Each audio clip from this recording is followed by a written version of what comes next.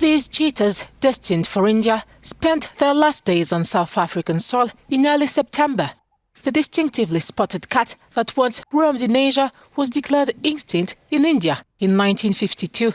Since then, the country turned to Iran and to Africa as part of efforts to reintroduce the feline.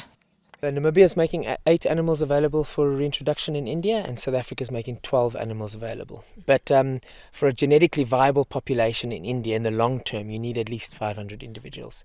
So we're going to send every year we'll send 8 to 12 animals to top them up, to increase their numbers, to bring in new genetics until they have a viable population. South Africa's cheetah population is expanding at a rate of about 8% annually.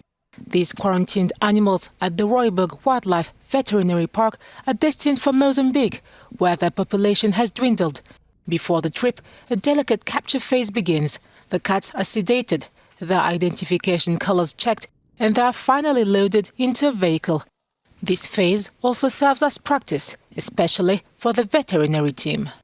Indeed, 12 more cheetahs will be sent to India in October.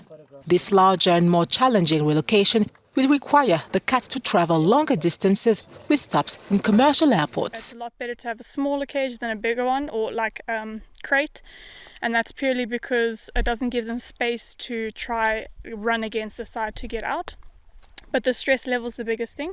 So after they've been woken up, they usually use a long-lasting anesthetic, which just comes out of the system quite slowly, opposed to other opioids which you can reverse, and then they'll be completely awake and very stressed.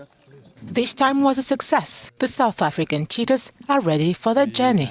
Immobilized 4 cheetahs, 2 adult males and 2 adult females, and we've loaded them into transport crates, and they will be traveling to Maramau in the Zambezi Delta in Mozambique. So Vincent van der Merwe will be traveling with the cats through the night.